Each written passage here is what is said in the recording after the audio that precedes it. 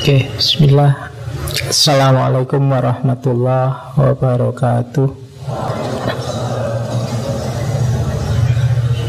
Bismillahirrahmanirrahim. Alhamdulillahirabbil alamin. Assalatu wassalamu ala asyrafil anbiya'i wal mursalin Sayyidina wa maulana Muhammadin wa ala alihi wa ashabihi wa man tabi'ahum bi ihsanin ila yaumiddin. Bismillah, kita mulai lagi, kita lanjutkan lagi ngaji filsafat kita. Bulan ini masih di tema falsafah hidup. Sebenarnya temanya lebih pasnya mungkin tentang fitrahnya manusia. Jadi kemarin kita minggu pertama tentang fitrah, minggu kedua juga tentang fitrahnya manusia yang secara niscaya butuh doa. Malam ini kita ngomong juga fitrahnya manusia yang namanya humor. Ya, jadi jangan salah, ini fitrah. Di antara semua makhluknya Allah, satu-satunya yang bisa guyon, bisa tertawa itu manusia. Meskipun ada ayam tertawa, cuma kan itu saya sebenarnya yang tidak tertawa, ya bersuara biasa aja. Mbok tafsir itu kayak tertawa karena mirip tertawamu. Nanti ada teorinya. Kenapa kok itu terus kamu sebut ayam tertawa itu? Jadi satu-satunya makhluk yang oleh Allah diberi anugerah bisa tertawa, bisa lucu. Hewan kan juga ada yang lucu-lucu, Pak. Enggak. Hewan lucu-lucu karena kamu bisa membaca secara lucu. Kuda itu meringkik, tapi kan kamu menyebutnya dia tertawa, Pak. Yang membaca kita. Jadi yang punya sense of love, love bukan yang love cinta, tapi love yang tertawa, itu manusia. Jadi kalau pakai bahasa Inggris itu di lidah itu sama antara cinta dan tertawa, sama-sama love. Jadi kalau kamu bilang, kalau kamu nggak jeli, kalau ada orang bilang I love you, itu bisa sebenarnya aku menertawaimu, bukan aku cinta padamu. Oke, kita bahas ya. Coba ini jangan dibayangkan stand up ya, wong ini filsafat. Yo, nanti kamu bayangkan wah humor ini mau ada stand up ya, enggak. Wong kita belajar, malah mungkin malah serius ini nanti. Kita bahas humor secara serius. Jadi jangan membayangkan ada macam-macam nanti. Isinya ya filsafat. Nanti di dalam kita ketemu Immanuel kan, kita ketemu Plato, kita ketemu Schopenhauer, kita ketemu banyak nanti pandangan mereka tentang humor, tertawa. Jadi kalau di Yunani ya ada istilah, kalau ada Homo sapien, kalau yang tertawa namanya Homo ridens. Jadi Homo ridens itu manusia itu satu-satunya makhluk yang tertawa, yang membedakan dengan semua makhluk yang lain. Oke, kita mulai ya. Kita buka dengan Nietzsche dari Thus Sprach Zarathustra. You higher man, learn to love. Ini di antara cirinya seorang Superman. Katanya Nietzsche adalah orang yang bisa merayakan hidupnya.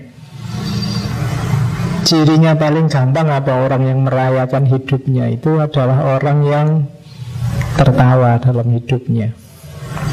Makanya belajarlah tertawa, untuk menunjukkan bahwa kamu manusia yang, kalau bahasanya Nietzsche, manusia yang super, manusia yang puas dan menguasai hidupmu. Cirinya tertawa. Maka you higher man, wahai engkau orang-orang yang kelas tinggi, learn to love, belajarlah untuk ketawa.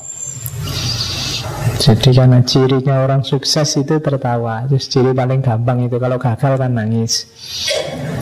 Jadi kalau kamu sedang merasa targetmu terpenuhi, kan ciri paling gampang senyum-senyum tertawa. Kalau sedang muram, nangis, itu berarti kamu gagal. Maka katanya Nietzsche, belajarlah sering-sering tertawa. Jadi untuk jadi manusia yang otentik, berarti manusia yang menguasai hidupmu sendiri. Oke, kita mulai teori-teorinya. Kata-kata humor itu sebenarnya dari bahasa Latin. Arti awalnya tidak ada hubungannya sama lucu. Humor itu cairan tubuh yang fungsinya untuk keseimbangan kesehatan manusia. Jadi awalnya itu. Mungkin nanti ada hubungannya dengan, kalau kita tertawa itu ada hubungannya dengan keseimbangan mental kita. Mungkin ada pengaruhnya juga terhadap kesehatan jasmani kita. Makanya terus pakai istilah humor. Jadi bukan tumor loh ya, humor. Meskipun itu isinya cairan. Jadi istilah ini dari bahasa Latin, berhubungan dengan kesehatan dan emosinya manusia. Oke, kalau ini teori-teori kita lewati saja. Quote-nya di depan. Humor is the best. Ada cara nulisnya beda ya. Biasanya kalau model English yang native pakai U, tapi yang American biasanya tidak pakai U. Humor biasa. Humor is the best way to make the unbearable bearable. Itu firmannya Mary Ann Saver. Ya, dawuhnya Mary Ann ini penulis. Humor adalah cara terbaik untuk membuat yang tidak tertanggungkan jadi tertanggungkan. Jadi dengan humor itu yang berat jadi ringan untuk dibawa. Jadi kalau ada temenmu menyuruhmu santai aja, nggak usah dipakai berat, itu jalannya sebenarnya humor. Jadi dibikin santai itu berarti ya anggap aja nggak serius, anggap aja humor. Kamu dimaki-maki orang, anggap aja itu guyon. Nah itu lebih enteng membawanya daripada kamu anggap serius. Kamu tidak punya duit, anggap aja bercanda ini. Kok duitku habis? Iya, lo kan kamu lebih santai daripada omong-omong, waduh duit entek, santai aja. Kok bisa ya duitku habis? Itu dianggap santai. Itu humor. Dan ya, orang humoris itu kan enak, tidak ada yang bikin dia sedih. Ada yang unik, kalimatnya Osho yang di kanan. Osho ini spiritualis India yang punya Rajneesh movement. If you find a saint who has no sense of humor, then he is not a saint at all. Kalau kamu ketemu orang suci, yes, pokoknya semua jenis rohaniwan lah orang suci, kok tidak punya sense of humor, mungkin kaku, ngamuan, pokoknya isinya ngono-ngono lah, tidak usah guyu belas, then he is not saint at all. Dia belum lulus jadi orang suci. Jadi dia tidak sepenuhnya orang suci. Karena justru ada banyak rahasia hidup yang dalam itu adanya pada aspek humornya. Jadi makanya katanya Osho, kok ada orang suci rohaniwan tidak bisa tertawa, tidak punya sense of humor. Kalau diajak guyon malah marah-marah. Nah, dia belum tuntas kerohaniannya. Nah, itu katanya Osho. Silahkan kamu cari sendiri contohnya. Ada juga Simon Wiesenthal. Simon Wiesenthal ini aktivis dari Austria. Kalau ini kayak Gus Dur, katanya Simon, humor is the weapon of unarmed people. Humor itu senjatanya masyarakat yang tidak punya senjata. Humor membantu masyarakat yang tertindas untuk bisa tetap tersenyum. dalam situasi yang menyakitkan bagi mereka. Jadi dengan humor itu orang kayak tadi ya, beban seperti apapun jadi ringan. Bal-balan kok kalah, sepak bola kok kalah, ala santai aja, dibikin guyon aja. Sudah biasa kita kalah, malah kalau menang nanti jangan-jangan kita bingung. Rumusnya nggak cocok, harusnya kan memang kalah. Karena itu kan dipakai guyon itu kan jadi santai. Tapi kalau kamu pakai pusing, kamu pakai was, sudah. Jadi ditindas juga. Mungkin nenek moyang kita dulu punya rasa humor yang tinggi. Jadi dijajah 350 tahun itu masih bisa ketawa-ketawa, masih bisa santai. Jadi sing jajah sampai bosen itu mungkin ya. Kita masih kuat aja, santai aja. Jadi itu orang menyakiti kita, tapi kita tidak sakit malah ketawa-ketawa. Itu kan sebel dulu sing menyakiti. Jadi lu itu tadi menyakiti aku tuh, itu kan sebel yang itu. Tidak ngerti, kamu bilang biar saya tak sakit. Dibikin semacam ini, hidup ringan. Makanya katanya Simon, dia senjatanya masyarakat tertindas. Kalau sudah tertindas, kehilangan rasa humor, hasilnya mesti ngamuk. Karena panas. Oke, life is too short to be serious all the time. Hidup ini terlalu pendek kalau kita mau serius terus. So if you can laugh at yourself, jadi paling tidak kita tertawakan diri kita sendiri. Jadi kalau kamu merasa, Pak, saya itu tidak bisa, Pak, bergurau, tidak bisa guyon, aku itu serius. Oh, berarti cara paling gampang adalah kamu lihat dirimu sendiri, betapa lucunya dirimu yang serius terus itu. Nah, kalau itu pun nggak bisa ketawa, call me, I laugh at you. Jadi kalau semacam itu pun kamu nggak bisa ketawa, sekarang gantian aku yang menertawakanmu. Nah itu quotes-nya untuk menyuruh kita, yo, saya tidak tahu kamu pernah ngitung tidak sehari ketawa berapa kali. Jarang ya, coba diperhatikan kamu. Jangan-jangan hidupmu sudah terlalu serius. Loh Bapak, hari ini saya belum ketawa, tugas dosen nggak selesai-selesai Pak. Misalnya, cari momen yang kamu bisa ketawa setiap hari. Nanti manfaatnya banyak, di belakang ada banyak uraian. Oke. Saya lanjutkan. Itu tadi yang saya bilang ya, Homo ridens. Kalau Peter Berger menjelaskan Homo ridens itu manusia yang tertawa. Katanya Berger, manusia itu hidupnya, aktivitasnya punya dua karakter, kematian dan keabadian, keterbatasan dan kebebasan. Selalu begitu. Nah, tertawa ini bagian dari kebebasan dan keabadian. Kalau kamu tertawa kan rasanya plong. Jadi kalau kamu sedang tertawa, rasanya dalam tanda petik kamu itu kayak segala masalah selesai, abadi. Lawannya itu kan kematian, lawannya itu keterbatasan. Jadi kita sebagai Homo ridens, makhluk yang bisa tertawa, oleh Allah dikasih fasilitas tertawa. Itu membuat kita, waktu ketawa kan kayak masalah semua selesai. Itu katanya Peter Berger, kita mengalami state wilayah keabadian. Yang kamu rasakan waktu ketawa itu, mungkin kalau pakai bahasa teologi ya, itu nanti yang kamu rasakan terus menerus di surga. Kegembiraan, keceriaan itu yang kamu rasakan terus di sana.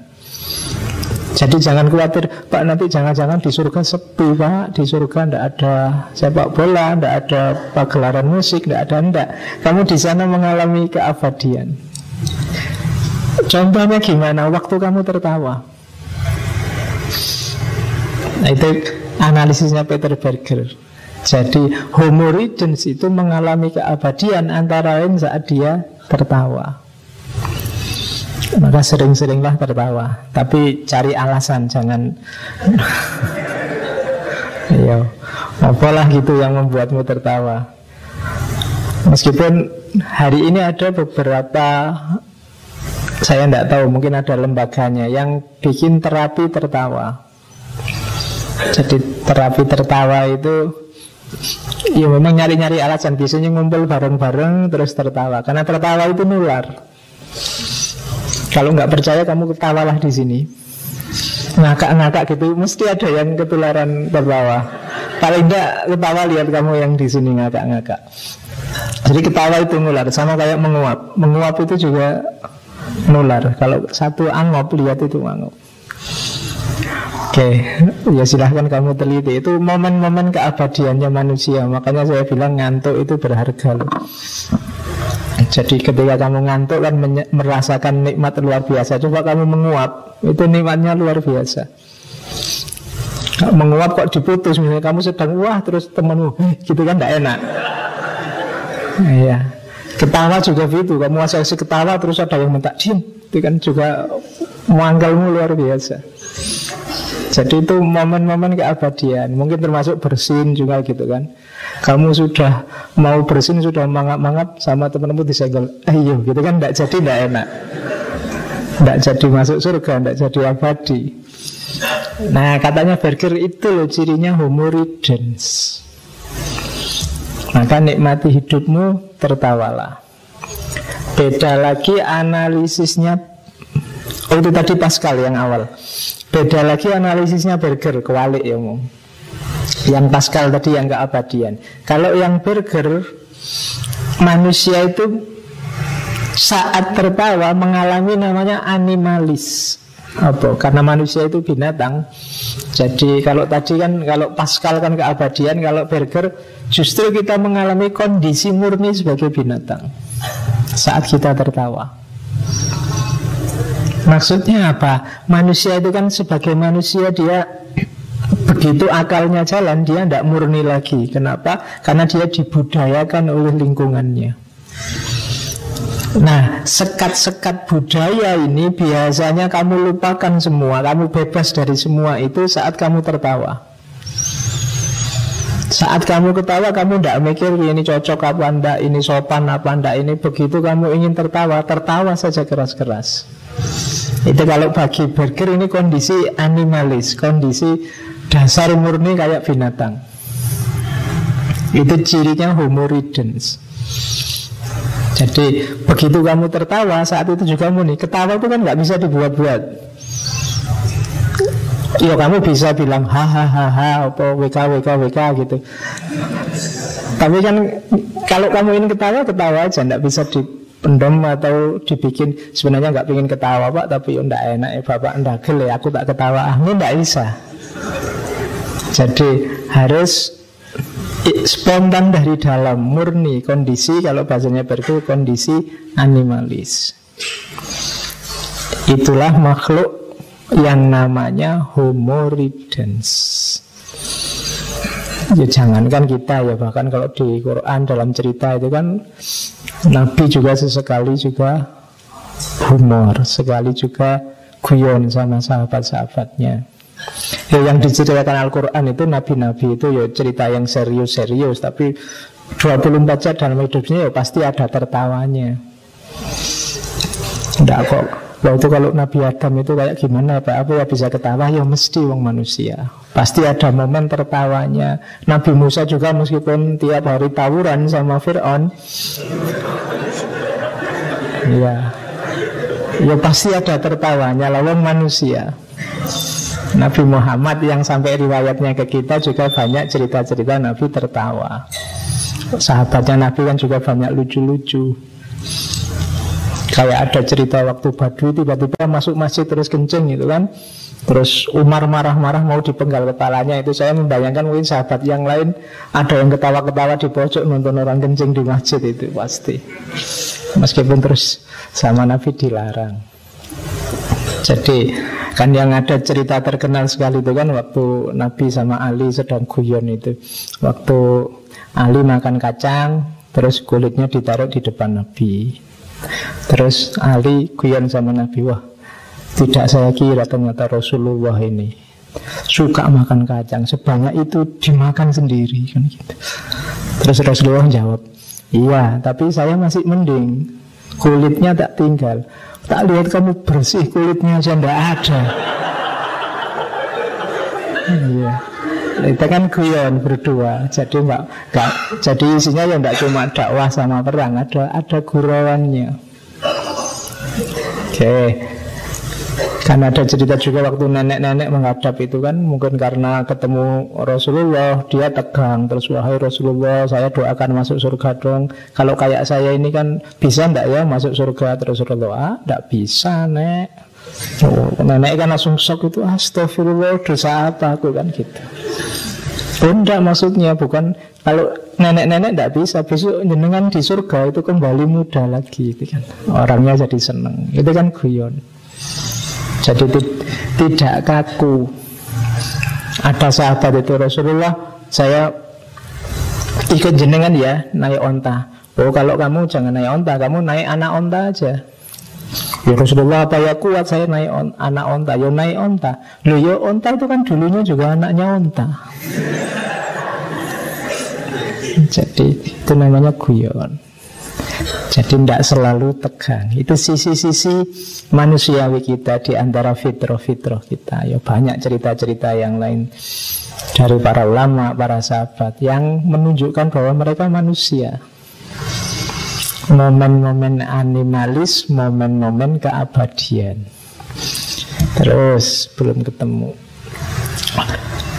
3 komponen humor itu secara umum yaitu wit, myth, sama laughter. Ada kejenakaannya, ada keriangannya, kegembiraannya, ada gelak tawanya. Wit itu sebenarnya lebih ke kecerdasannya. Cuma tidak sekedar mengeluarkan gagasan cerdas, tapi juga ada myth. Myth itu lucu. Jadi jangan dikira orang mau pelawak itu tidak menggunakan akalnya. Dia butuh. Kalau kita kan bisanya ngomong lurus apa adanya, mereka harus membelokkan biar lucu. Itu namanya myth. Biar lahir yang ketiga, laughter.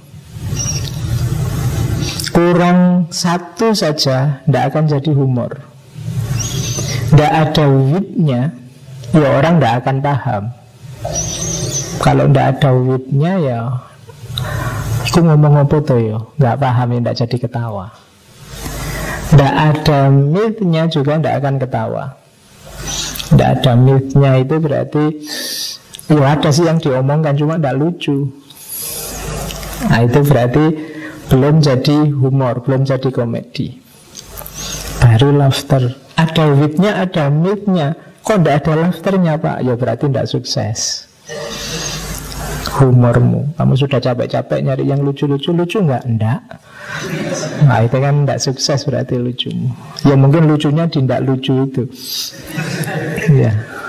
Oke, karena ada itu kan kadang kamu teman gitu maunya ngelucu terus kita bengong aja. Lucunya di mana? Nggak tahu juga. Kan ada yang kayak gitu. Itu berarti ndak wit, ndak myth, ndak laughter. Jadi tidak unsur kecerdasannya belum muncul, unsur jenaka yang menimbulkan keriangannya belum muncul, maka tertawanya juga belum muncul. Jadi komponen ini pasti ada. Ini istilah yang sering kita pakai, sense of humor. Setiap orang harusnya punya ini, meskipun mungkin kadarnya beda-beda. Sense of humor itu wilayahnya 3. Yang pertama conformist sense. Conformist sense itu kesamaan. Kesamaan ini maksudnya conformist sense itu gini loh. Ketika kamu mengeluarkan humor, itu temenmu ngerti kamu humor tentang apa dan dia bisa paham. Kalau bisa begitu berarti kamu punya sense of humor. Tapi kalau kamu capek bikin humor kayak tadi temenmu, kamu tuh ngomong apa tuh ya? Maunya lucu ya? Kok aku nggak paham-paham? Itu berarti nggak ada conformist sense, nggak nyambung. Atau mungkin orang mikirnya harus lama dulu baru, oh itu tuh ya lucu-lucu, tapi telat. Ya, itu nggak konformis. Itu wilayah pertama. Yang kedua, quantitative sense. Kalau quantitative sense ini orang dianggap punya sense of humor. Itu antara lain parameternya seberapa sering dia tertawa dan tersenyum, seberapa mudah dia bisa digembirakan. Jadi kalau ada orang ini jane lucu loh, yang lain ketawa, dia tidak ketawa, bengong aja, itu termasuk kategori mungkin sense of humornya kurang.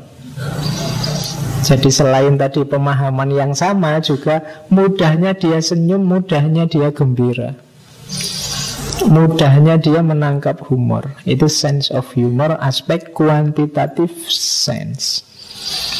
Jadi kelihatan orang sense of humor itu ngomong apa aja bisa jadi guyonan. Atau dia kalau ada temennya guyon kayak apa aja, dia bisa ketawa keras-keras. Itu berarti dia punya sense of humor. Yang ketiga, productive sense. Productive sense itu kemampuan orang bikin humor.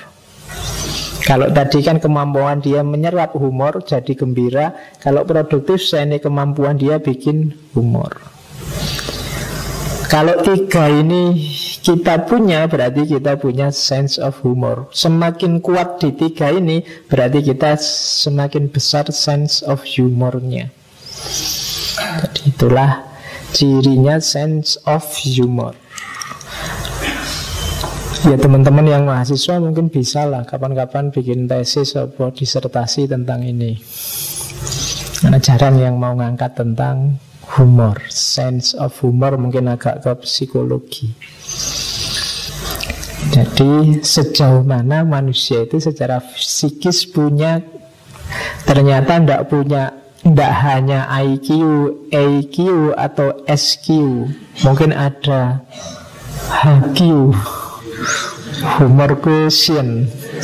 Jadi sejauh mana dia punya kemampuan humor itu. Mungkin besok jadi parameter gitu, yang melamar ke pabrik-pabrik diukur sense of humornya biar pabriknya nggak sepi, biar pabriknya nggak kaku kan gitu.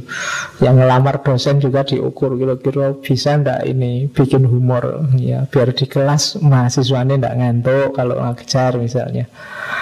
Nah itu mungkin bisa dipertimbangkan ya, bikin humor quotient. Kan ada IQ, AQ, SQ, nanti mungkin macam-macam dibikin Q semua. Ada kemampuan humor, kemampuan adaptasi, kemampuan macam-macam. Oke, jadi itu sense of humor. Detailnya ini. Jadi unsur-unsurnya humor itu bisa memahami humor, bisa menikmati humor, bisa membuat humor, suka dengan humor dan orang-orang yang humoris, kemudian mampu memanfaatkan humor untuk kehidupannya. Itu berarti kamu punya sense of humor. Jadi mudah memahami, mudah menikmati, bikin sendiri juga bisa, suka dekat dengan orang-orang yang humoris, menyukai humor, kemudian bisa memanfaatkan humor untuk kehidupan praktis sehari-hari. Orang yang semacam ini biasanya dikenal punya sense of humor. Kadang-kadang kan kalau lihat iklan-iklan biro jodoh itu kan ada yang dicari jodoh yang gini, biasanya terus ditambahi sense of humor. Makanya kamu latih ono biar cepet dapat jodoh. Iya. Karena deket orang yang sense of humornya tinggi kan enak, rame. Tapi kalau yang sense of humornya rendah, kamu sumpek sendiri. Nah mungkin diem kalau ngomong serius, kamu diajak serius terus kan tidak enak.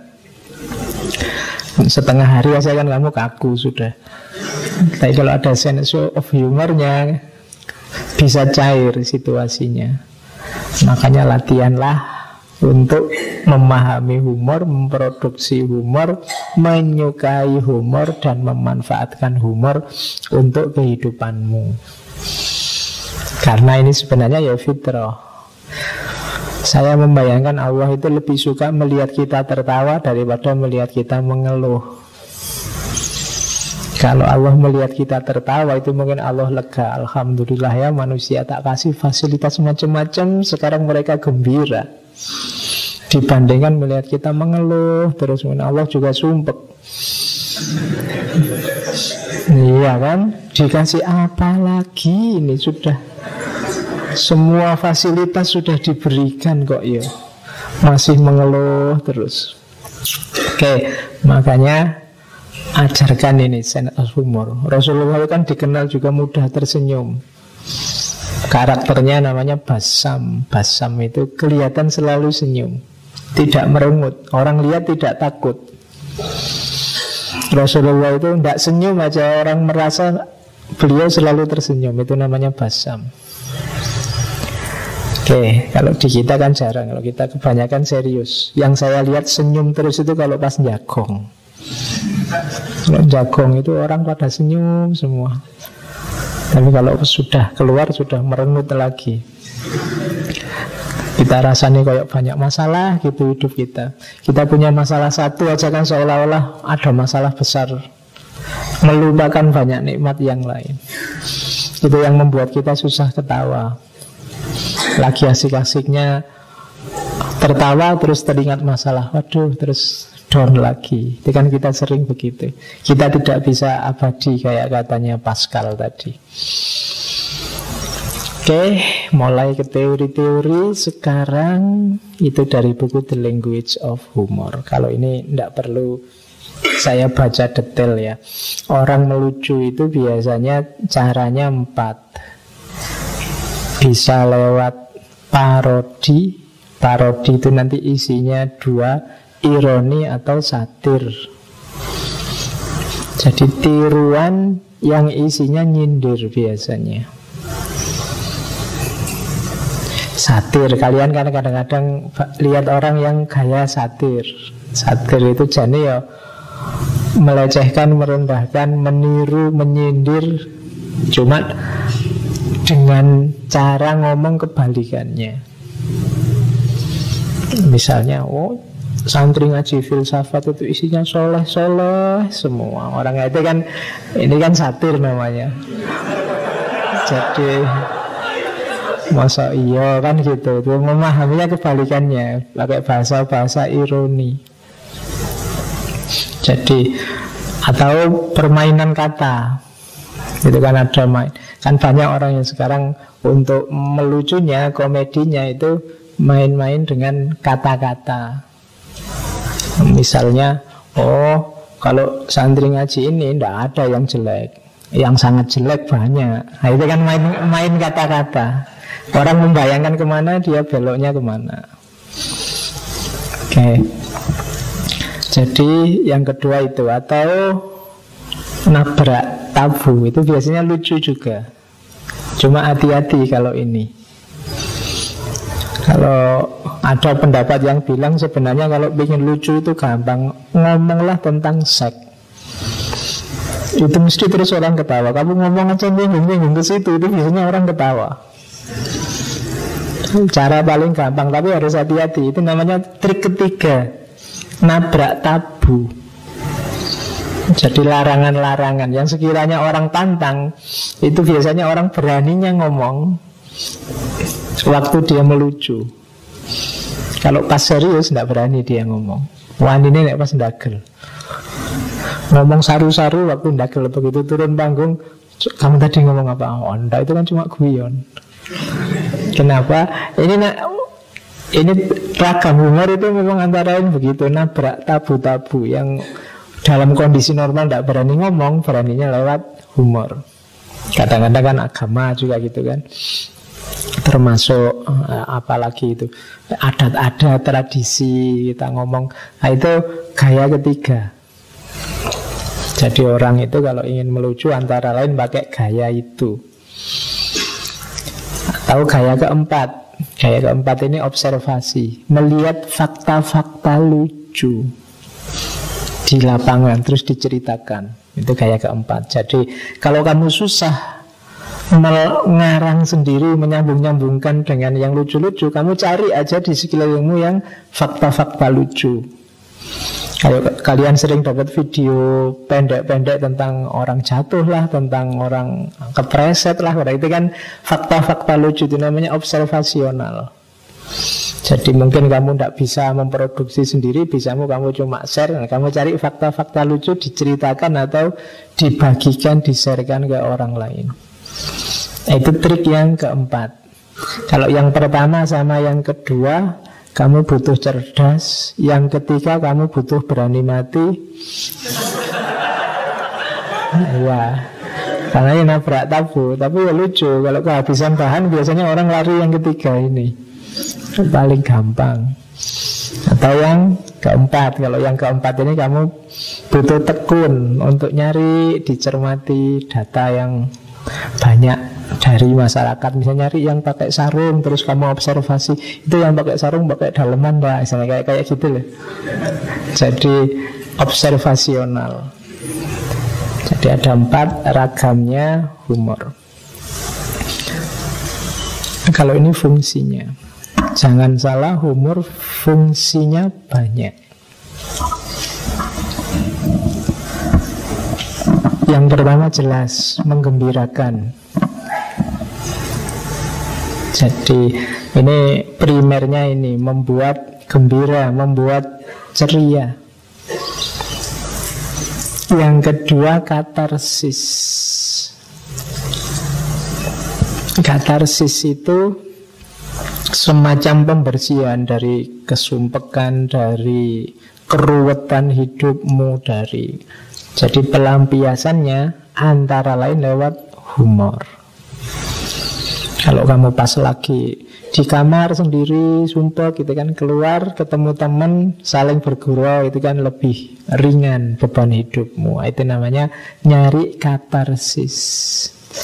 Atau kalau tidak bisa bikin humor sendiri, mungkin kamu buka-buka internet, buka-buka YouTube untuk nyari yang lucu-lucu. Itu kan sebagai apa? Katarsis, pembersihan.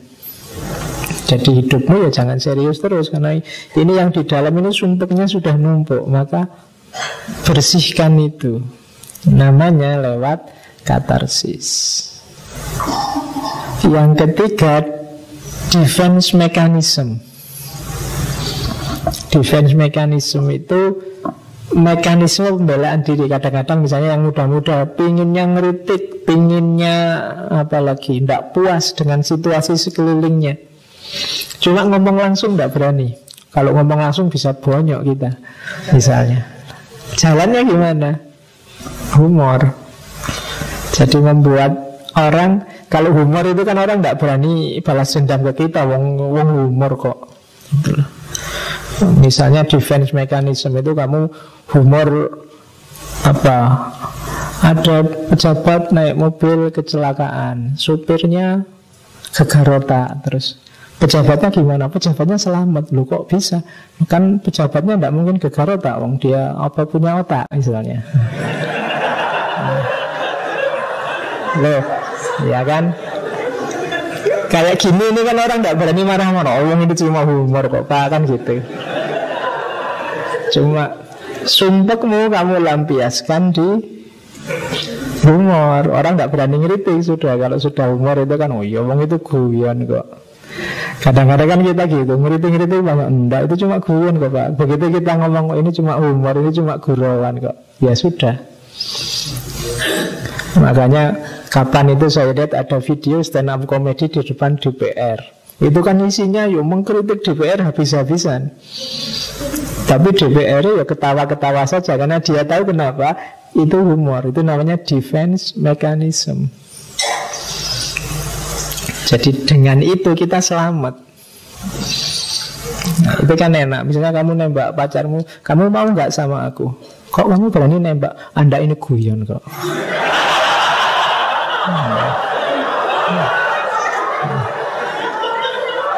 Loh kan Kalau kamu ngomong guyon kan dia tidak bisa bantah sudah. Kamu tidak malu juga, oh cuma guyon. Jadi namanya defense mechanism. Yang punya teori psikoanalisis. Orang itu cenderung nyari amannya. Meskipun ingin marah-marah, kalau diawali dari guyon, nah itu sudah selesai. Kamu misalnya mau maki-maki temenmu, kamu boleh, ini permisi ya, saya mau dagel sebentar itu. Terus pisuwono itu, dia susah, oh itu cuma dagel loh, tidak serius. Nah, itu namanya defense mechanism, mekanisme pembelaan diri. Atau yang keempat, kesadaran kritik dan introspeksi. Jadi orang itu kadang-kadang sadar ketika orang ngeritik dia atau ketika dia introspeksi tentang dirinya sendiri lewat jalur humor. Jadi ketika tadi misalnya pejabatnya ada cerita kecelakaan tadi, terus pejabatnya mikir, iya ya, aku ini punya otak enggak ya? Nah, yang kayak gini nih namanya jadi bahan introspeksi. Dari guyonan itu kan dia tidak tersinggung, tapi bisa introspeksi. Dia merasa nama baiknya tidak tercemar, wong itu cuma guyon kok. Itu defense mechanism tadi. Tapi kelanjutannya bisa membuat orang introspeksi. Jadi dari kritik menuju introspeksi, jadi melahirkan kesadaran-kesadaran baru. Kadang-kadang banyak hal dari guyonan itu melahirkan kesadaran baru. Orang jadi setelah guyonannya selesai terus mikir, iya ya, kok bisa ya begitu, dan seterusnya. Oke, jadi itu fungsi individual untuk kita yang suka dengan humor. Yang pertama pasti gembira, katarsis. Katarsis itu pembersihan. Kalau bahasanya tasawuf semacam takholi, defense mechanism, kita nyari selamat, nyari aman. Dan yang ketiga kita kritis introspeksi. Jadi jangan dikira ini hanya santai untuk ternyata manfaatnya banyak. Jadi kalau orang Jawa ada urip itu mampir ngombe, ya mampir ngombe plus guyon. Jadi urip itu ya mampir guyon. Jadi kenapa santai tapi ada manfaatnya. Guyon itu apa ya? Kalau perjalanan kita kan sering pakai analogi hidup itu harus ngegas dan ngerem, tapi juga harus santai-santai juga di rest area. Kalau ngegas dan ngerem terus ya capek. Nah, kita santai sekali-sekali di rest area, itu guyonnya.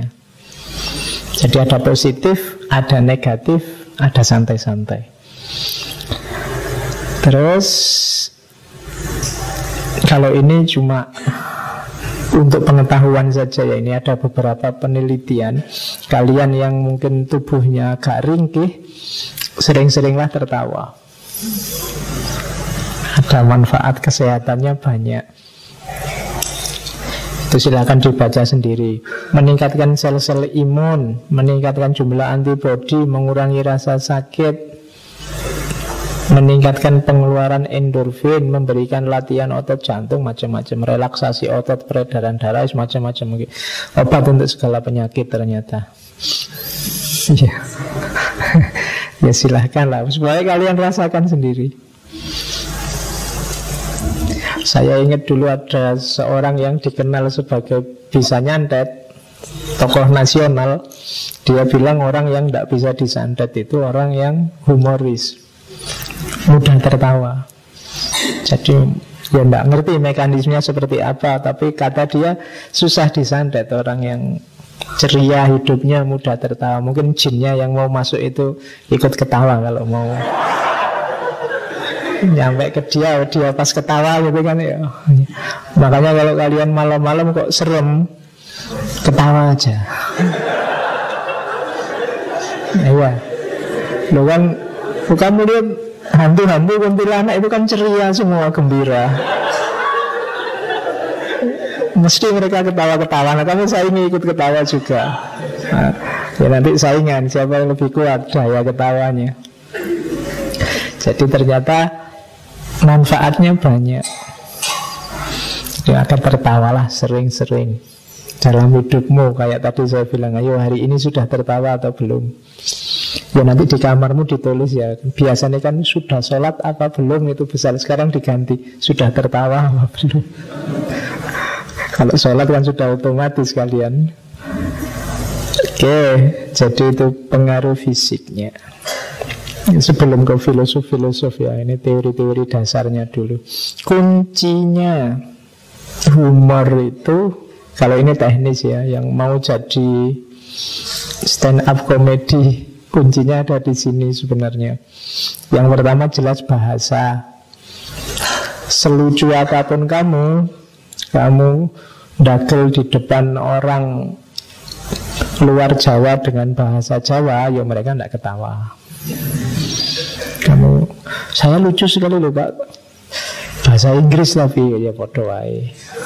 Orang tidak akan ketawa, itu bahasa. Atau istilah-istilah khusus di depan orang yang tidak ngerti, ya jangan kaget. Misalnya kamu dagel di depan simbahmu, misalnya, simbah ini kok kepo amat sih misalnya.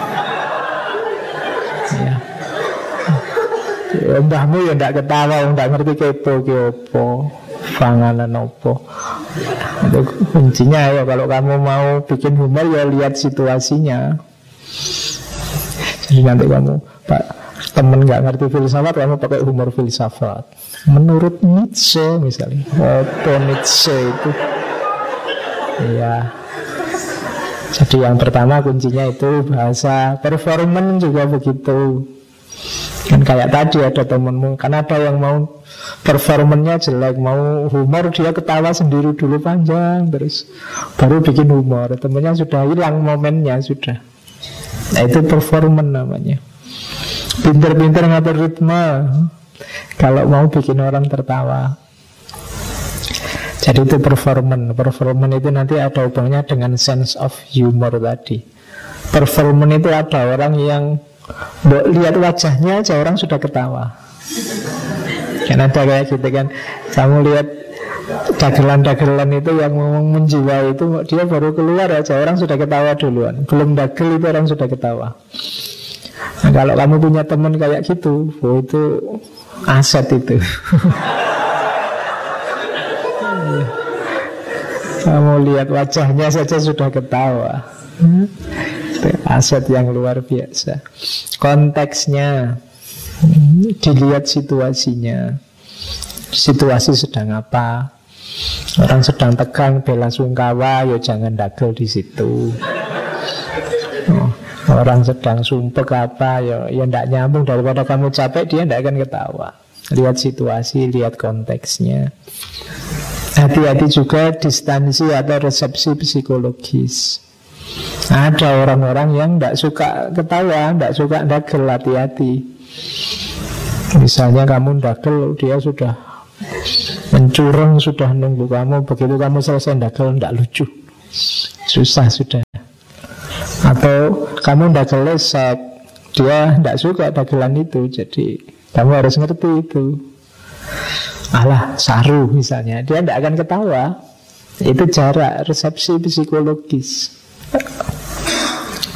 Jadi kalau orang psikologinya sudah terrepresi, kamu selucu apapun dia tidak akan tertawa. Pacarmu yang sedang patah hati, terus kamu hibur, kamu pakai dagelan kayak apa, mungkin dia tidak ketawa. Kenapa? Psikologinya sedang terrepresi. Ayo dong senyum dong, nggak senyum-senyuman misalnya, dia sudah tidak bisa, sudah diajak ketawa. Psikologinya sedang terrepresi. Yang kelima juga kesegaran. Ini juga kunci bagi yang karirnya stand up comedian atau tukang humor. Hati-hati yang terakhir ini. Kalau kamu ngulang-ulang, selucu apapun diulang lagi, ya tidak ada yang ketawa. Originalitas. Kalau dosen tidak apa-apa diulang-ulang. Ya bukan profesinya. Tapi ya perhatikan kesegaran.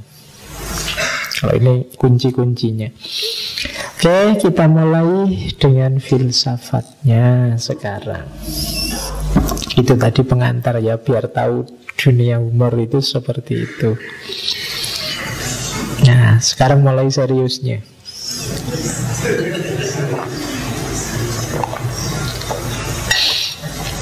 Apa itu humor? Ada teori pertama, ada 3 teori utama. Nanti ada filosof punya beberapa teori tambahan. Ada namanya superiority theory. Superiority theory itu humor adalah ketika orang merasa superior, lebih baik, lebih sempurna, kemudian melihat yang lain lebih rendah, lebih jelek dari dia, kemudian direndahkan, diketawakan. Itu namanya superiority theory. Kalian, saya tadi ngasih contoh kan, ada orang naik motor terus jungle, itu kan kamu terus ketawa. Itu sebenarnya superiority theory. Jadi kalian merasa superior.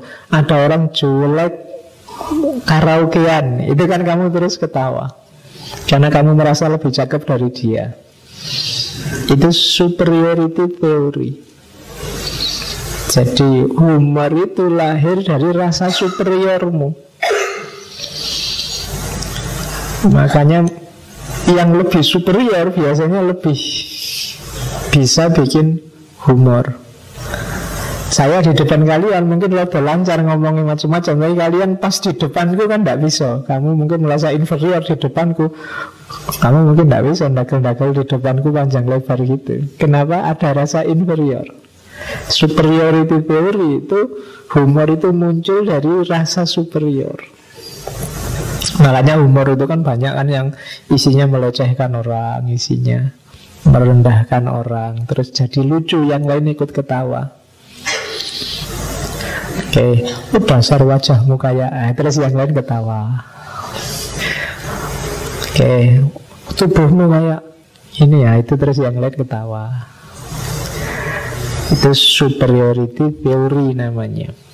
Orang itu ternyata menganggap lucu apa-apa yang kurang sempurna, sementara dia menganggap dirinya sendiri lebih sempurna. Makanya kadang-kadang kalau di lawak-lawak dagelan itu terus pakai baju aneh-aneh, pakai baju jelek-jelek, pakai kostum yang unik-unik, itu yang badut-badut itu kan jelek.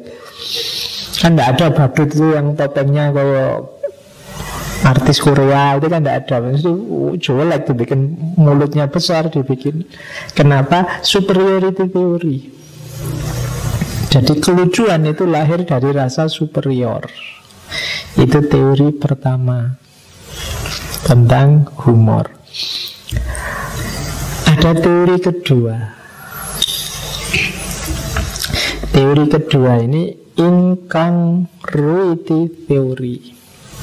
Incongruity theory itu teori tentang ketidaksetaraan. Jadi lucu itu dari mana? Lucu itu dari perubahan yang tiba-tiba. Kayak tadi, permainan kata itu golongannya lucu. Apa ya? Permainan kata itu misalnya gini, kalian bilang, Pak, saya itu sebenarnya rajin loh Pak. Lah, kok kamu nggak pernah masuk? Loh, saya itu rajin bermalas-malasan Pak. Itu kan permainan kata. Ini saya tidak malas kok Pak. Ini saya sedang energi saving. Sekarang kita harus hemat energi Pak. Jadi saya tidak banyak-banyak mengeluarkan energi. Ini permainan kata. Orang mengira disimpulkan apa, tapi kamu simpulkan kebalikannya. Itu namanya incongruity theory. Gak nyambung pakai akalmu. Mana ada kok rajin untuk bermalas-malasan itu loh. Itu kan gak nyambung. Dari situ terus muncul kelucuan-kelucuan. Oke. Itu namanya teori incongruity. Ya, banyak kan orang ngomong lucu-lucu dengan cara membolak-balik logika. Terus Tertawa terjadi karena harapan yang dikacaukan, sehingga seseorang dari satu sikap mental dilontarkan ke sikap mental yang sama sekali berlainan. Harusnya ini terjadi itu. Kamu tidak naksir aku tidak naksir kamu, berarti kita jodoh dong. Nah, itu kan nyambungnya ke situ. Podo-podo orang nyambung ya kan, itu mikirnya berarti kacau. Itu namanya incongruity theory. Jodoh itu kan harusnya podo naksire, sekarang dibalik, podo gak naksire dianggap jodoh. Itu kan orang terus jadi kaget, terus tertawa. Nah, itu yang kedua, namanya incongruity theory. Terus ada yang ketiga, relief theory. Relief theory ini kayak tadi ya, dia jadi katarsis, pelepasan dari ketegangan. Pelepasan dari ketegangan itu, hidup ini sumpek, banyak larangan, banyak aturan, dikekang-kekang. Jalan keluarnya apa? Humor. Santai aja, nggak usah dianggap susah. Misalnya kamu punya pacar suka ngatur-ngatur, itu kan harusnya pacarmu posesif, tapi enggak, terus dibikin guyon biar bebas untuk menertawakan pacarmu. Terus kamu bilang, wah saya punya pacar ini kok suka ngatur ya, harusnya dia jangan dipanggil pacar tapi dipanggil aja coach misalnya.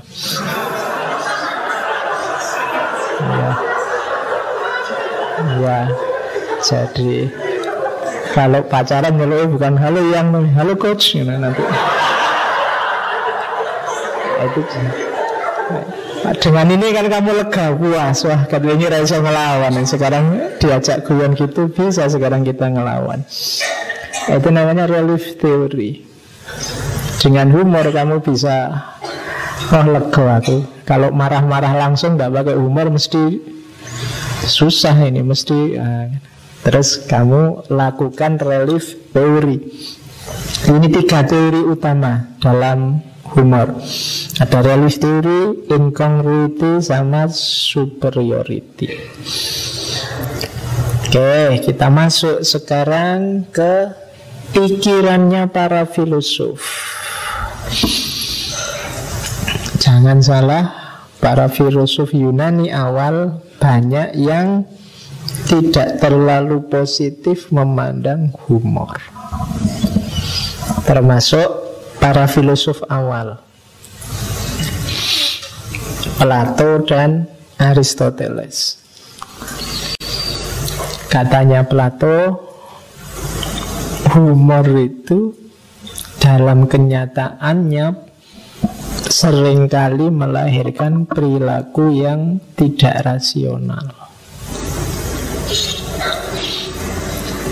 Orang yang berlebihan, nah, kalau ini mungkin kita setuju ya, karena apa-apa kalau berlebihan itu jelek. Humor itu penting, tertawa itu penting, tapi kalau seharian kamu ketawa terus tidak ngapa-ngapain, ya masalah berarti.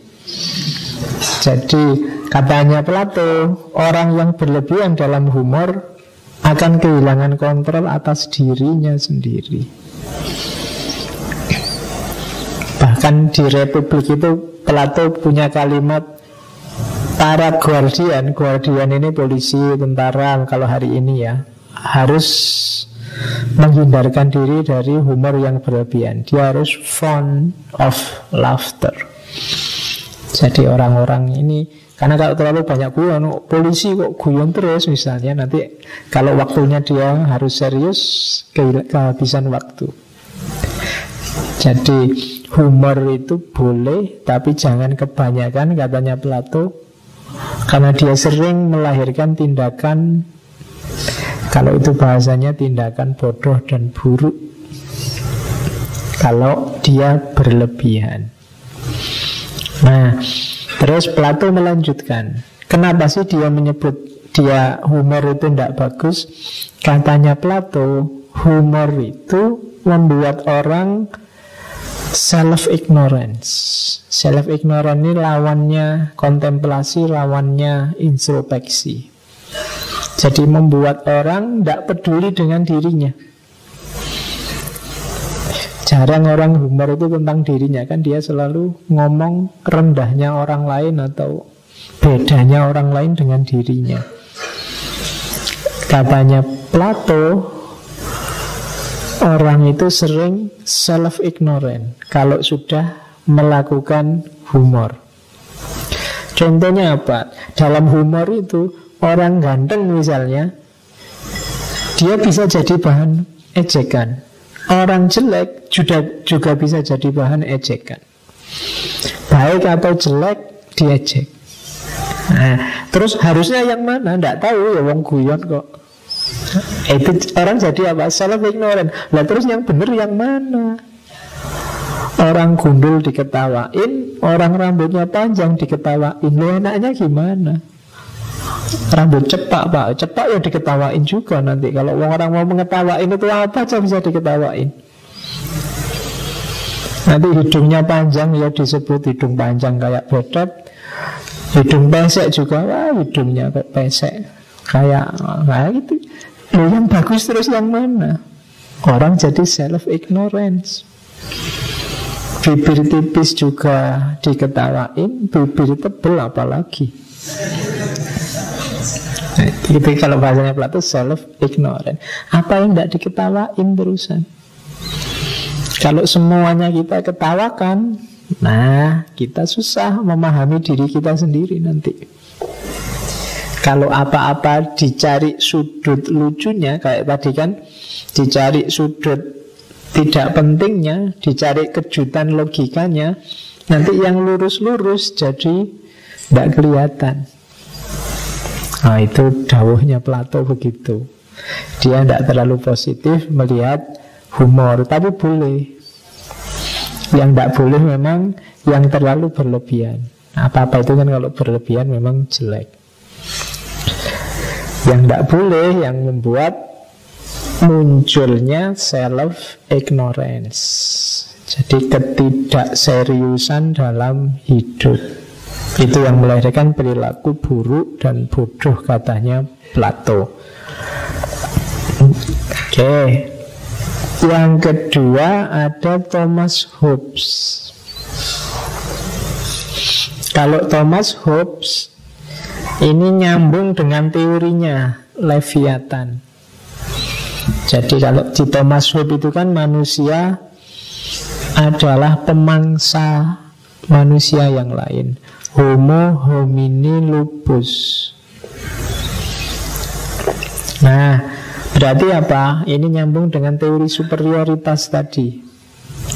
Orang itu punya kecenderungan mengejek orang lain, menjatuhkan orang lain, menunjukkan cacatnya orang lain. Jadi katanya Thomas Hobbes, itu sudah karakternya manusia. Dari situlah nanti muncul rasa humor. Jadi humor itu rasa superior atas kelemahan di luar dirinya. Di manusia itu kalau dibiarin begitu saja, katanya Thomas Hobbes, kan dia akan memangsa yang lain. Jangan dikira manusia itu hakikatnya baik, kalau katanya Thomas Hobbes. Kalau tidak percaya, biarkan orang tanpa aturan, tanpa ada norma, tanpa ada adat, pasti langsung kacau dunia ini. Orang akan saling tabrak, saling serang, saling mencari keuntungan untuk dirinya sendiri. Dan orang termasuk lewat jalur humor. Dengan cara apa kalau lewat jalur humor? Dengan cara merendahkan orang lain. Jadi dengan cara menjelek-jelekan yang lain, biar yang lain terus derajatnya turun. Kalau yang lain derajatnya turun, aku yang naik. Itu teorinya Thomas Hobbes. Jadi akar dari humor adalah rasa superior atas kelemahan yang ada di luar diri kita. Oke. Terus kemudian Immanuel Kant. Kalau Immanuel Kant beda lagi. Kalau Immanuel Kant itu teori incongruity tadi. Jadi lucu itu ketika ada sesuatu yang keluar dari ekspektasi. Logika orang dikagetkan dengan logika baru yang sama-sama benar tapi inkongruen. Inkongruen itu apa ya contohnya? Perang Diponegoro itu sebenarnya terjadinya hanya 5 menit, 18.25 sampai 18.30 misalnya. Nah, itu kan orang padahal itu maunya kan tahun secara normal, tapi orang digeser jadi jam. Sama kayak NU itu berdirinya habis Isya 19.26. Nah, itu kan jadi itu incongruity, jadi ketidaknyambungan. Kalau Immanuel kan ngasih contoh orang minum bir. Ada orang menuangkan bir di meja. Terus ada yang komentar, orang Indian menuangkan bir di meja. Terus ada orang komentar, kok kamu menuangkan bir ke meja? Katanya orang Indian, loh kalau kayak gini tidak aneh. Yang lebih aneh lagi kalau dari meja tak tuangkan ke botol. Nah, itu kan incongruity namanya. Cara berpikirnya dibalik. Jadi orang maunya A, kita geser ke B. Tapi sebenarnya ya ada logikanya juga. Cuma logika ini tidak umum dipakai orang. Kayak 18.25 sampai 18.30 itu kan logika yang tidak umum. Sama kayak kalau Cak Lontong itu kan biasanya bilang, kalau kamu jelek berani saja, tidak usah takut mencintai siapapun yang ingin kamu cintai. Karena yang takut itu orang yang kamu cintai. Jadi ini kan orang maunya mikir kemana, dia beloknya ke situ. Justru yang mencintaimu yang harusnya takut kan. Jadi kalau kamu tidak usah takut, cintai saja siapapun. Nah, itu namanya incongruity. Sama kayak Nabi tadi kan, nenek-nenek tadi merasa tidak bisa masuk surga, tapi Nabi kan menggeser logikanya. Oh enggak, karena di surga tidak ada orang tua. Kalau nenek masuk surga ya nanti jadi muda lagi. Itu incongruity. Teori dari Immanuel Kant. Kalau yang Thomas Hobbes tadi teori superiority. Oke. Terus, nah kalau ini teori dari Schopenhauer. Schopenhauer itu filosof Barat modern. Dia, kalau ini teori sudah ya, di luar kategori-kategori humor tadi. Katanya Schopenhauer, gagasan manusia itu ada 2 jenis, ada serius, ada humor. Yang humor nanti dibagi 2. Ada humor, ada ironi. Yang serius itu ya kalau antara pikiran dan kenyataan cocok. Kalau yang humor itu antara kenyataan dan pikiran itu ganjil, tidak nyambung. Nanti humor ada 2. Ada humor, ada ironi. Kalau humor itu keseriusan yang tersembunyi di bawah lelucon. Kebalikannya ironi. Kalau ironi, kelucuan yang tersembunyi di bawah keseriusan. Jadi kalau humor itu barang serius yang tersembunyi di bawah kelucuan. Berarti apa? Yang kelihatan lucunya, tapi di balik itu ada makna seriusnya loh. Misalnya ada dagelan, ada humor pakai kalimat, biasanya yang terkenal itu kan kupinang engkau dengan hamdalah, terus dia melesetin kupinang engkau dengan naudzubillah misalnya. Nah, ini kan lucu, yang tampak lucunya, tapi di balik itu mungkin ada makna seriusnya. Entah mungkin makna seriusnya terpaksa nikah kah, atau makna seriusnya apa. Tapi kan yang kelihatan lucunya, ini namanya humor. Tapi ada ironi. ironi itu kelucuan yang tersembunyi di bawah keseriusan. Sama kayak teori absurditasnya Albert Camus kemarin. Itu kan hidup itu paradok. Nah, paradok itu berarti apa? Lucu. Kenyataannya begitu, ya seriusnya begitu. Tapi yang serius hidup itu justru lucu. Misalnya kita harus kerja serius. Kenapa harus kerja serius? Biar bisa rekreasi, biar bisa santai-santai. Nah, itu kan paradok. Hidupnya terus jadi lucu. Mbok kalau pengen santai-santai sudah nggak usah kerja, langsung santai-santai aja kan selesai. Ngapain pengen santai aja, nggak tak kerja dulu baru santai-santai. Ini namanya hidup ini paradok. Itu kan lucu. Jadi kelucuan yang tersembunyi di balik keseriusan. Kayak kamu main game itu kan kayak serius itu, kayak kalau musuhmu menang atau kamu kalah itu kan kamu juga kayak nangis beneran, kayak itu beneran. Tapi ya itu kelucuan yang tersembunyi di bawah keseriusan. Kamu kayak serius tapi ya sebenarnya lucu. Kayak kemarin waktu film Avengers yang terakhir itu, orang nonton film mulai jam 6 pagi 24 jam nonton film. Terus berarti ngantrinya itu mulai sebelum subuh. Itu kan lucu, tapi fakta. Itu namanya ironi. Padahal ya kenyataannya mungkin nggak begitu harusnya, tapi kita jalani itu namanya ironi. Nah, katanya Schopenhauer, itu bedanya humor sama ironi. Kalau ironi itu faktanya nyata, cuma fakta ini lucu.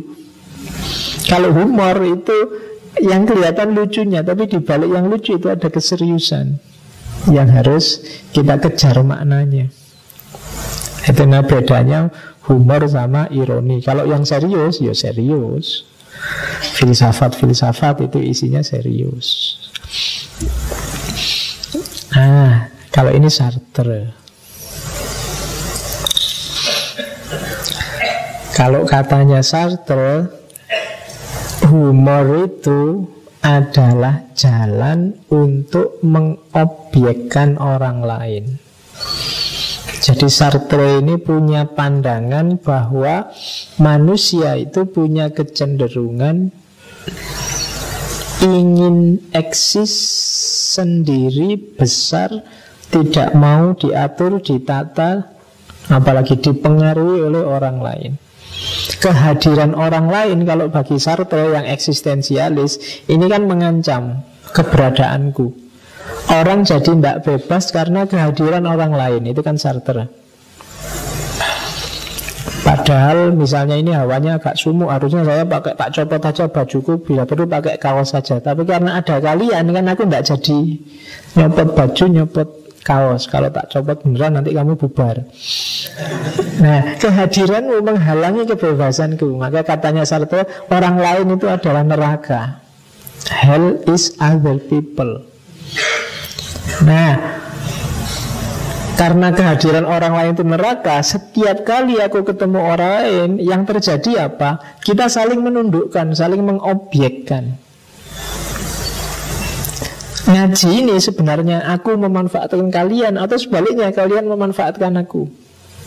Setiap orang ingin mengobjekkan untuk kepentingannya masing-masing. Itu Sartre. Nah, humor itu jenis tindakan yang kita lakukan untuk mengobjekkan orang lain. Ini dekat dengan teori superioritas tadi.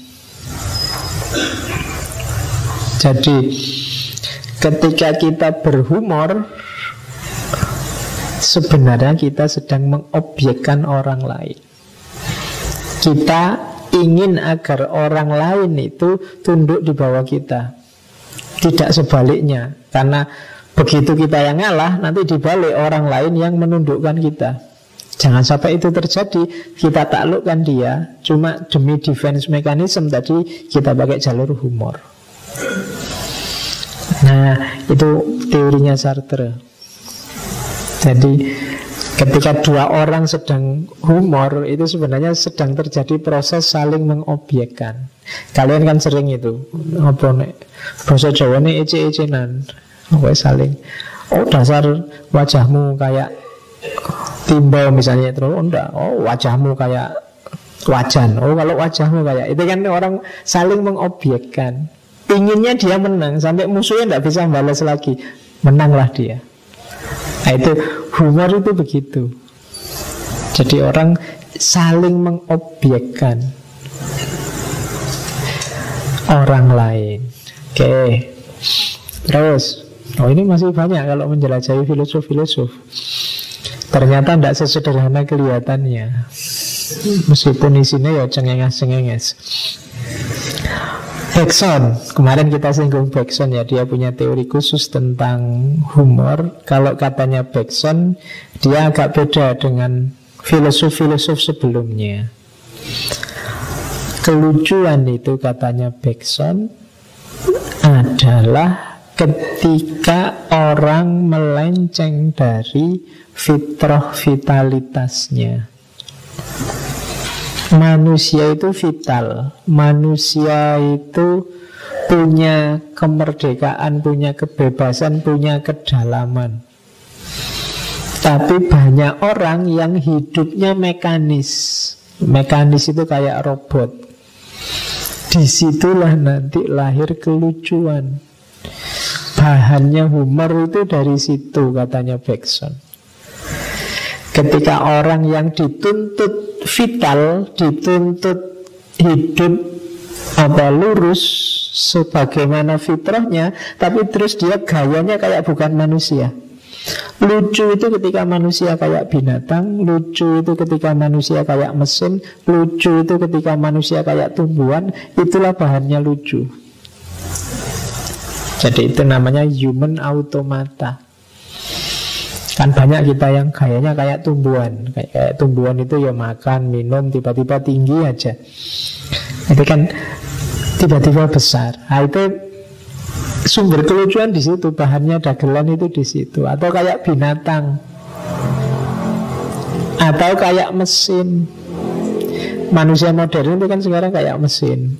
Sekarang di kampus-kampus itu ada absen, sekolah-sekolah juga absen. Kemudian itu kan apa-apa jadi mekanis, diatur oleh mesin. Manusianya terus ya kayak robot. Dia tidak vital lagi.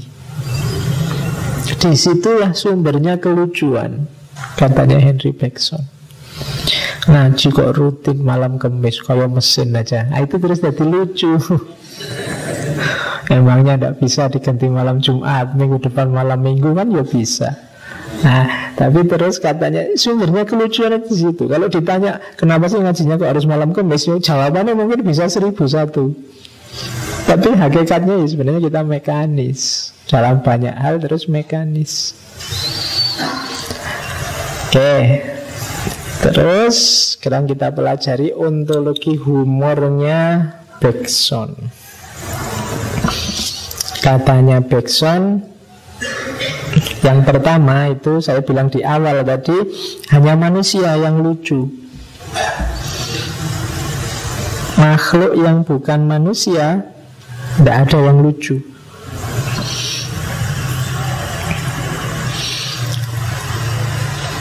Ketika dia dianggap lucu, itu biasanya diasosiasikan dengan manusia. Binatang, monyet misalnya, kita anggap monyet itu lucu karena kita asosiasikan dengan manusia. Monyet naik sepeda terus kita anggap lucu. Kenapa? Kaya menungso. Jadi mungkin yang lucu itu bukan monyetnya tapi manusianya. Ya kita asosiasikan binatang itu dengan manusia. Pakai payung gitu kan. Lo binatang kok pakai payung ya, kayak manusia aja kan gitu. Padahal manusia kalau maki-maki kan pakai kayak monyet aja kan. Harusnya kebalik, kayak manusia aja. Karena yang kita asosiasikan itu justru bukan kok lucunya monyet, tapi monyet kita bandingkan dengan manusia, makanya terus jadi lucu. Anjing ini ya setia sekali, itu kan kita bandingkan dengan manusia. Apa-apa kita bandingkan dengan manusia. Katanya Bergson, hakikatnya kelucuan itu ada dalam diri manusia, bukan dalam diri yang di luar manusia. Jadi manusia, itu kan kalimatnya Bergson itu, what is properly human is comic. Jadi apa yang secara asli, secara sejati karakternya manusia itu yang kelucuan. Jadi manusia itu satu-satunya yang bisa tertawa, juga bisa ditertawakan, dan bisa menertawakan dirinya sendiri. Itu ontologi humornya Bergson, teori pertama. Jadi hanya manusia yang lucu. Tidak ada makhluk lain yang selucu manusia. Makanya kalau ada film lucunya negeri ini misalnya, itu sebenarnya yang lucu bukan negerinya, manusianya. Lumba-lumba kok lucu sekali ya, bisa ngitung. Itu yang lucu manusianya. Lumba-lumba kan cuma nepuk-nepukkan ekornya. Kita yang membandingkan dengan manusia. Wah, bisa mikir ya berarti lumba-lumba. Itu kan kita mengasosiasikan dengan manusia. Jadi yang lucu, punya fitrah kelucuan itu manusia. Justru jadi terbalik kalau manusia tidak vital lagi. Tidak vital itu berarti apa? Kehilangan etos kelucuannya. Dia jadi kayak mesin, dia kaku. Tadi ya teorinya Bergson, human automata. Ya manusia itu ya rajin tapi sekali-sekali bolos. Itu lucunya. Ya tekun tapi kadang-kadang juga kelihatan males. Itu lucunya manusia gitu. Ada vitalitasnya, tidak kayak mesin. Dan itu karakter manusiawi, bukan lagi karakter mesin. Ketika manusia jadi mesin, di situ dia jadi lucu. Yang kedua, nah kalau ini hipotesisnya Bergson, manusia yang lucu tadi basisnya apa? Akal, intelektual, bukan emosi. Justru kalau pakai emosi mungkin jadi tidak lucu. Kayak tadi lihat orang jatuh, terus kan kita ketawa. Kenapa kita ketawa? Kita pakai akal. Kalau pakai hati kita tidak ketawa. Kasihan ya, kan mesti gitu. Kayak kamu nonton film itu loh. Kamu nonton film itu kan kalau lagi sedih ikut nangis, lagi lucu ikut ketawa, lagi perang ikut tegang. Nah itu yang main sebenarnya bukan hati, tapi inteleknya. Jadi kalau pakai emosimu yang sejati, mungkin malah kamu nonton film bunuh-bunuhan tidak ikut tegang. Biasa aja itu film, tidak usah tegang. Itu tidak mati beneran, itu pura-pura itu. Tidak enak kan kamu nonton filmnya. Nanti nonton film seru-seru, alah itu permainan komputer, tidak ada yang asli. Nah ya, tidak enak kamu kan, akhirnya apa-apa jadi tidak enak. Harus mengambil jarak. Sama, kelucuan juga begitu. Intelektualitasnya jalan, emosinya tidak usah dipakai. Justru kalau terlalu banyak pakai emosi, biasanya terus tidak jadi lucu. Kita empati, tidak jadi lucu. Nonton monyet naik sepeda, kalau kita pakai emosi, pakai empati, kasihan ya monyet itu, dijauhkan dari habitatnya, dia disiksa naik sepeda, tidak jadi lucu. Kasihan ya badut itu, wajahnya dicet-cet, kemudian pakai baju, pakai nggak manusiawi sekali harusnya. Kalau pakai emosi nonton badut tidak lucu. Kamu nonton sirkus mungkin malah nangis. Nah iya tahu kasihan hewannya ya, dilihat gitu kasihan. Wah orang-orang kok naik-naik gitu, kalau jatuh gimana? Nanti kasihan. Mungkin kamu malah panik sendiri di ruang sirkus. Jadi dia bukan emosi tapi intelektual. Kita harus membebaskan diri dari empati, dari emosi sesaat, biar bisa tertawa. Karena kalau empati ya tidak enak. Ketawa kalau hanya karena empati kan tidak enak. Kok kamu ketawa, bang, tidak lucu, tidak enak, Pak. Yang lain ketawa. Kalau saya tidak ketawa nanti kan tidak toleran namanya. Itu kan tidak enak. Jadi tidak bisa. Katanya Bergson, tidak.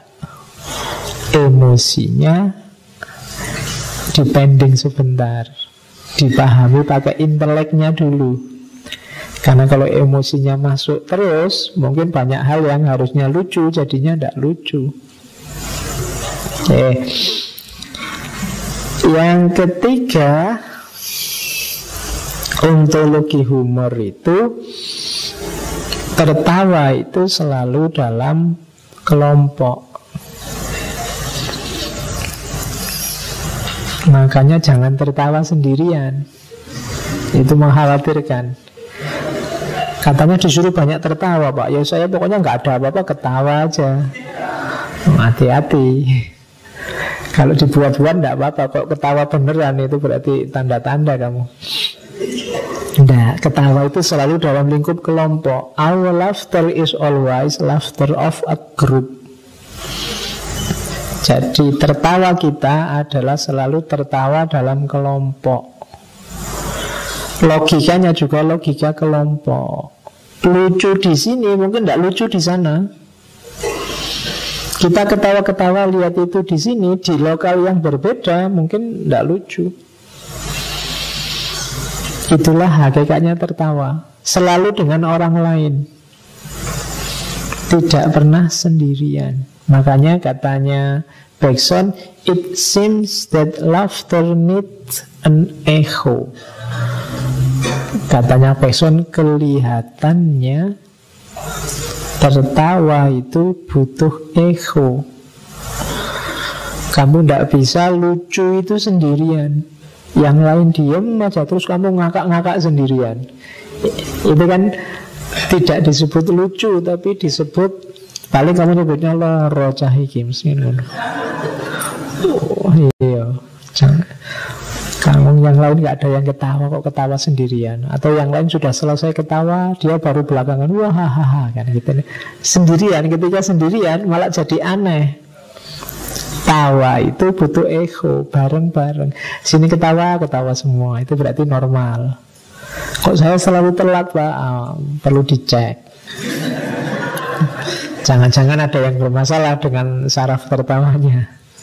Jadi tertawa itu selalu dalam lingkup kelompok. Itulah ajaran tentang humor. Oke.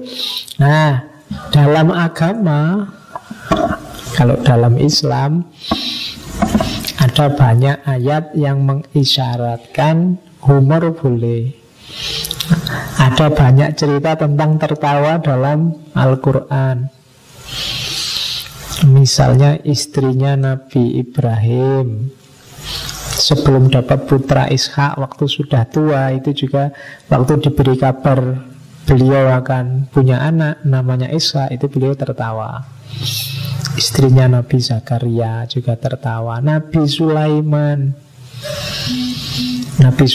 itu waktu lihat semut, karena Nabi Sulaiman itu bisa mendengarkan bahasanya binatang. Suatu ketika sama pasukannya mau lewat, ada semut dan pasukannya juga. Terus semut ini teriak-teriak sama anak buahnya, ayo minggir, kalau enggak kita digilas oleh pasukannya Nabi Sulaiman. Dan saat itu Nabi Sulaiman tertawa. Itu kan Nabi juga bisa tertawa ternyata. Itu cerita-cerita. Kalau dalam Islam tertawa itu boleh, dianjurkan agar tidak keras hatinya. Cuma hati-hati, overdosis tertawa juga mengeraskan hati. Jadi harus pas ya dosisnya. Kurang tertawa membuat hatimu kaku, hatimu beku. Tapi terlalu banyak ketawa juga membuat hatimu keras. Keras itu jadi tidak peka. Tadi loh, ada bahaya sedikit ketika kita ngomong bahwa emosi dipending dulu pakai intelektual. Itu kalau dosisnya salah, kita jadi tidak manusiawi. Tidak peka dengan yang lain. Apa-apa dianggap guyon.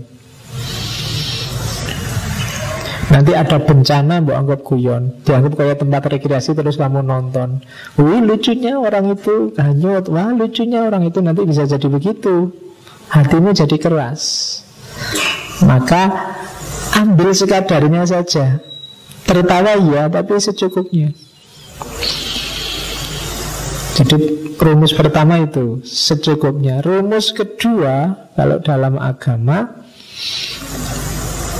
jangan melakukan hal yang salah, maksiat atau dosa hanya untuk membuat orang tertawa. Misalnya bohong. Jadi kan banyak orang itu yang membuat-buat bohong hanya untuk membuat orang lain ketawa. Sebenarnya aku tadi tidak kepleset, tapi cerita tadi lo lucu sekali aku kepleset. Itu ngarang. Ini jangan. Ngapain sih nyari bahan yang lain kan sebanyak. Kamu cerita dirimu apa adanya aja sudah lucu. Ngapain bikin-bikin. Jadi Nabi wanti-wanti bener ini. Namanya kontraproduktif dong. Karena ketawa itu tadi kan katarsis, pembersihan jiwa kita dari kesumpekan. Tapi kalau dilakukan dengan jalan yang salah, yang terjadi kebalikannya. Hanya akan nambah masalah baru. Apalagi dengan bikin fitnah-fitnah. Ini cuma dagelan kok, tapi dagelan fitnah, bentuknya hoax. Disebut nama jelas, disebut aktivitas jelas, mungkin tentang orang tertentu, lembaga tertentu, hanya untuk lucu-lucuan. Atau berita tentang tokoh tertentu, orang tertentu, institusi tertentu, kamu framing, kamu crop, kamu pilih bagian lucunya saja, yang sekiranya orang kalau lihat itu ketawa, terus kamu dapat like banyak. Nah itu jangan. Wanti-wantinya Nabi, jangan bohong hanya untuk menghasilkan kelucuan. Makanya ada kalimat dari kitab Adabud Dunya Waddin itu yang saya ambil. Afti toba akal makduda bil jiddi rohatan yujammu wa alilhu bisyai'in minal mazhi. Berikan istirahat pada tabiat kerasmu yang serius dan hiasilah dengan sedikit canda. Candanya sedikit, jangan banyak-banyak. Afdi toba'aka itu jadi faidahkanlah itu. Fungsikanlah tabiatmu yang keras, sungguh-sungguh biljiti rohatan. Berikan sedikit istirahat. Kita 24 jam, mungkin yang 10 jam ini keras. Kasih istirahat sebentar. Dengan apa? Dengan sendaguro. Walakin iwa a'toitahul mazha falyakun bimikdari matu tito'am minal milhi. Tetapi jika engkau memberikannya sendagurau, candaan, falyakun bimikdari matu tito'am minal milhi. Jadikanlah, berikanlah sekedar engkau memberikan garam. Milah itu garam. Memberikan garam pada makanan. Kalau makanan terlalu banyak garamnya, tidak akan bisa dimakan. Kurang garam juga tidak enak. Jadi gurauan itu katanya, kalau di Adabud Dunya Waddin itu, gurauan itu kayak garam pada makanan. Berikan secukupnya saja. Kalau terlalu banyak garam, makanannya terbuang, nggak dimakan. Misalnya ngaji ini dari awal sampai akhir tadi isinya stand up comedy, guyon terus. Kamu pulang, ya kamu dapatnya cuma ketawa di sini, tapi pulang nggak dapat apa-apa. Itu kayak makanan yang terbuang. Kenapa? Terlalu banyak garam. Di forum ini kamu ceria, tertawa, tapi pulang gak dapat apa-apa. Kenapa? Terlalu banyak garamnya. Sama kayak makanan. Makanannya bagus, tapi karena terlalu banyak garam, rasanya tertutupi oleh garam. Jadi bergurau oke, humor oke, tapi jangan overdosis. Pas dosisnya.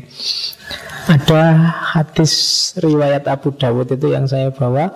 Saya lupa dulu ini pernah juga saya sampaikan, entah sesi apa. Dari Abu Umamah, Rasulullah bersabda, ana zaimu bibaitin ana zaimun bibaitin fi robatil jannah. Aku menjamin sebuah istana di pinggiran surga, liman tarokal miro'a wa inkana muhikkon. Ini yang pertama ya. Kalau ada orang meninggalkan perdebatan meskipun dia benar, katanya Nabi, kujamin dia rumah di surga. Sekarang banyak orang gegeran debat itu, sudah cenderung perselisihan, konflik. Kalau ada yang meninggalkan debat padahal mungkin dia menang, dia benar, kujamin dia rumah di pinggiran surga. Karena Nabi sangat merindukan, sangat mencintai persatuan, kerukunan, perdamaian.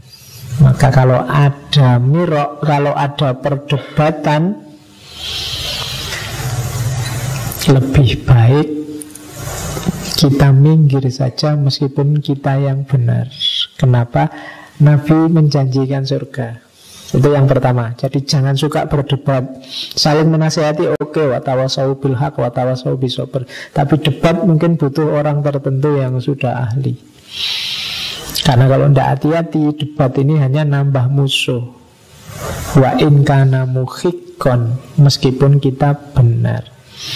Selanjutnya, wa bibaitin fi wasatil jannah liman tarokal kadhiba wa in kana mazihan. Dan satu rumah di tengah surga bagi orang yang meninggalkan bohong meskipun hanya bergurau. Jadi mungkin kita nemu bahan lucu, tapi ini bohong. Nah, bohong kan tidak apa-apa. Kalau cuma bergurau tidak ada efeknya apa-apa, ya. Tapi sebaiknya ditinggalkan kalau itu bohong. Dan Rasulullah menjamin, kalau tadi yang debat ditinggalkan itu janjinya cuma pinggiran surga. Kalau ini wasatil jannah, tengah-tengah surga. Yang terakhir, wabibaitin fi a'lal jannah, dan satu rumah di surga yang tertinggi, liman hasana khuluquhu, bagi orang yang memperbaiki akhlaknya, orang yang terpuji akhlaknya, dapat tinggi. Jadi kalau kita tidak suka berdebat, perselisihan, tidak mau bohong hanya demi lucu-lucuan, dan memperbaiki akhlak, kita dapat semuanya. Punya rumah banyak, kamu bisa jadi developer nanti di surga. Punya rumah di pinggiran surga, di tengah surga, surga tingkat tinggi, kan banyak, kamu nanti bisa punya banyak rumah di surga. Nah ya, ini pasti ada rahasianya yang tidak harus kamu bayangkan. Rumahnya tipe berapa Pak, luasnya berapa. Wong ini untuk menarikmu biar tertarik, untuk menuju kebaikannya. Hasilnya apa? Wallahu a'lam. Yang penting 3 itu kalau kamu lakukan adalah aktivitas yang sangat terpuji. Oke, terakhir saya bawa Khalil Gibran. Ada satu puisi bagus dari Gibran. Keep me away from the wisdom which does not cry, the philosophy which does not laugh, and the greatness which does not bow before children.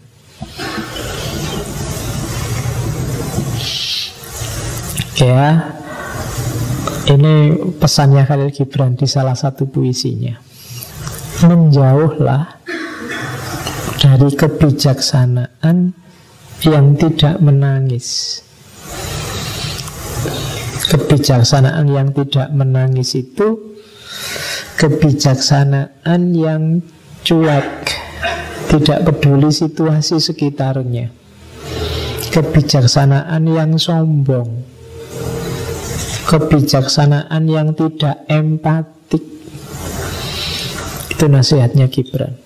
Menjauh saja kalau ada, sebijaksana apapun, sebagus apapun isinya, kalau itu does not cry,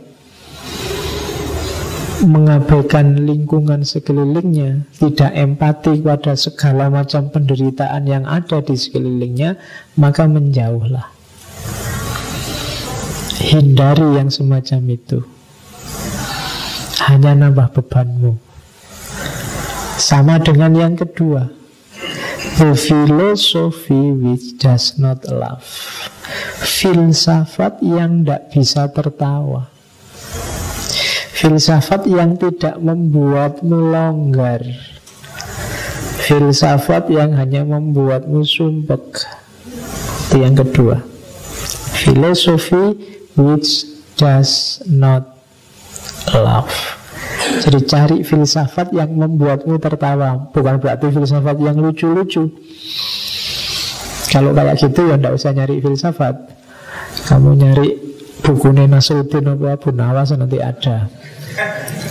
Jadi filosofi yang membuatmu longgar menatap hidup, bisa tertawa, bisa tersenyum. Belajar filsafat itu kan sebagai problem solver, nyari jalan keluar, bukan troublemaker, nambah masalah baru. Pak, hidup saya kemarin tentrem-tentrem aja, setelah belajar filsafat tambah ruwet sekarang, Pak. Nah, kalau memang kayak gitu, hindari. Keep away, aja cedak-cedak, mau ngapain. Jadi cari filsafat yang melonggarkan jalanmu. Yang ketiga, the greatness which does not bow before children. Greatness itu kebesaran, kejayaan, keagungan. Keagungan jenis apapun yang angkuh, sombong. Orang sukses seperti apapun, orang pintar seperti apapun, orang jaya seperti apapun, apakah itu orang, apakah lembaga, silahkan. Kalau dia does not bow before children, bow itu menunduk di depan anak-anak. Itu bahasa isyaratnya Gibran. Jadi kalau dia tidak tunduk di depan anak-anak, itu sindiran bagi dia, sombong, dia angkuh, dia merasa besar. Ada beda antara besar dan merasa besar, agung dan merasa agung, jaya dan merasa jaya. Kalau dia sombong, kalau dia merasa jaya, merasa besar, yang tidak layak menunduk di depan siapapun, hindari. Siapapun dia. Karena begitu orang itu sombong, semua kualifikasi akhlak yang baik selain itu akan runtuh. Jadi makanya sering kita bahas di ngaji ini, penyakit paling akut yang membahayakan egonya manusia, termasuk di hadapan Allah, itu sombong. Kalau dalam teologi, sombong itu syirik kecil. Jadi menduakan Allah dengan dirimu sendiri, itu sombong. Oke, jadi 3 hal ini hindarilah. Wisdom which does not cry, philosophy which does not laugh, dan greatness which does not bow before children. Jadi ternyata filsafat itu gandengannya tertawa. Belajar filsafat berarti kita belajar tertawa gembira, menertawai hidup dan menertawai diri kita sendiri. Disitulah nanti bermain fungsi introspeksinya, termasuk fungsi katarsisnya.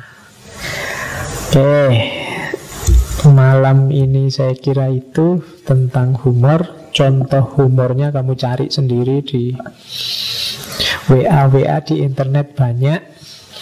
Kita lanjutkan minggu depan. Kalau malam ini humoridens, minggu depan homoludens. Kalau ini manusia sebagai makhluk yang tertawa, minggu depan manusia sebagai makhluk yang bermain. Ya, setelah tertawa, bermain, nanti kita akhiri dengan pernikahan. Manusia yang tidak apa-apa ya. Nanti jangan ada yang tanya, masuk ngaji filsafat temanya aneh-aneh gitu Pak, gitu. Ya tidak apa-apa lah, kan falsafah hidup. Justru nikah itu kuncinya nanti. Fitrah. Nah, fitrah yang terakhir itu. Ya. Oke, saya kira itu tema humor kita malam ini. Semoga sedikit-sedikit ada yang kita bawa pulang, biar tidak jadi sayur yang kebanyakan garam tadi. Kurang lebihnya mohon maaf.